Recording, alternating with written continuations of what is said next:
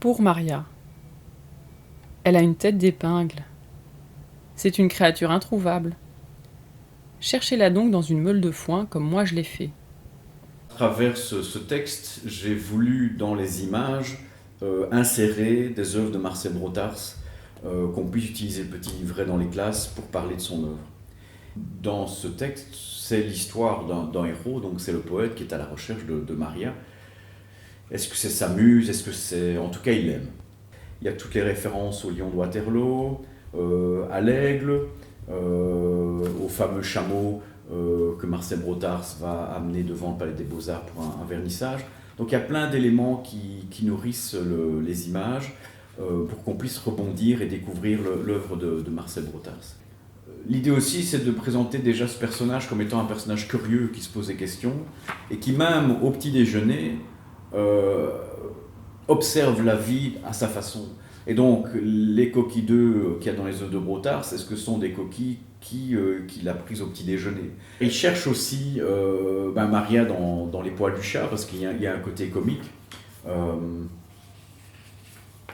Et puis voilà, je vais continuer, il sera dans cette meule de foin, il va continuer à chercher, et je vais toujours jouer avec ce petit chat, donc pour alimenter en fait l'histoire à deux niveaux. Donc voilà, et tout le reste sont des références à des éléments dont il s'est inspiré dans son œuvre. Là, je vais m'amuser à le faire comme un enfant qui pleure par terre.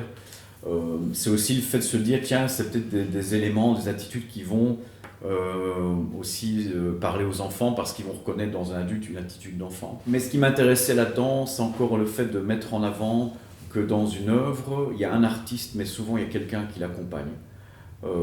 C'est pas une seule personne, c'est souvent un couple ou plusieurs personnes.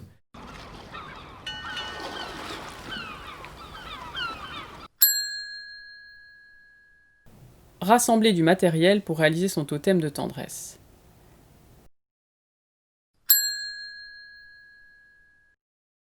Ouvrir son livre Pour Maria au hasard et chercher un mot avec son doigt.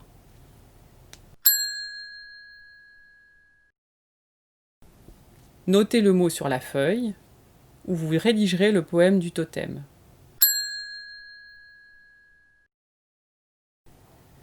Cherchez entre 1 et 5 mots qui riment avec le mot trouvé. Les inscrire du côté droit de la page.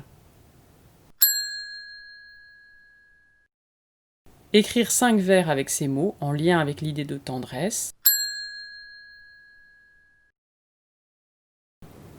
Avant TikTok, on s'envoyait des pneus.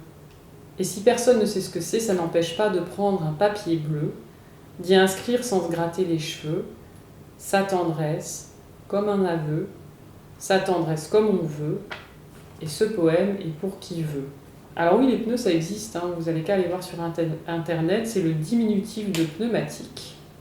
Voilà, ça m'arrangeait bien puisque j'avais le mot cheveux.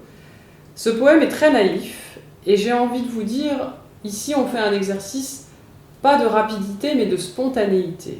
Donc ça, faut pas hésiter à se faire confiance, à se dire ok, j'ai des mots, qu'est-ce que c'est la tendresse pour moi? Pour qui est-ce que j'écris ce poème? J'y vais. Il n'y a pas vraiment de recette. Et l'idée, c'est plus de prendre le temps de ressentir tout ça, la tendresse pour quelqu'un, dans un poème. Écrire pour qui est le totem. Une fois que vous êtes content de votre résultat, vous pouvez faire un brouillon ou pas faire de brouillon, recopier, etc. Vous allez préparer votre totem de tendresse. Ceux qui sont doués en origami peuvent faire des pliages compliqués. Moi, c'est pas mon cas. Donc, je me contente de rouler mon poème. Voilà. Et puis, avec un élément végétal que vous aurez glané, ça peut être une fleur que vous aurez achetée et fait sécher avant d'écrire le poème, ou que vous aurez cueilli dans la ville, une herbe. Voilà. Peut-être de la ficelle, ça peut aider pour accrocher le poème. Sinon, si vous aviez un long papier, vous pourriez essayer de nouer directement avec le poème.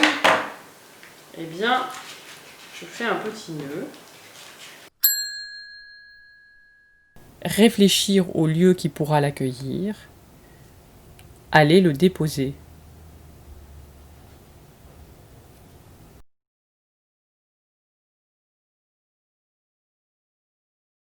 Aussitôt j'ai allumé le feu, mais un peu trop fort. La moitié a brûlé et l'autre a fondu. Si vous la retrouvez, rapportez-la-moi.